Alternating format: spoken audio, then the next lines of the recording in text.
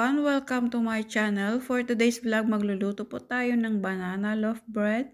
At ito po ang ating kailangang mga sangkap. Egg, evaporated milk, melted butter, flour, ang ating ripe banana. Kailangan din po natin ng salt and baking soda, and vanilla extract. Gumamit po pala tayo dito ng white and brown sugar. In-mix po natin para maganda po ang color ng ating finished product. So, balatan lang po natin ang ating saging. Gumamit po tayo ng overripe para mas masarap po at matamis ang ating banana loaf bread.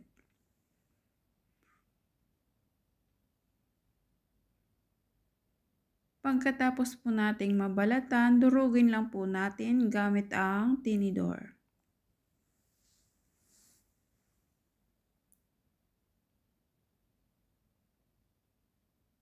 So, okay na po ito. Sa ating mixing bowl, ilagay lang po natin lahat ng ingredients. Ayan. Ilagay lang po natin lahat and then mix all together hanggang sa mag-well combine and ma-reach po natin ang tamang consistency. I-ready na po natin ang ating baking pan. Ipahid po tayo ng butter. Ganyan, nabulol pang lula. Ayan. At nag-preheat na din po tayo ng ating oven.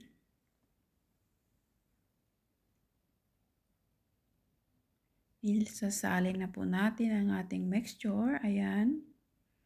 At ilagay na po natin sa ating preheated oven.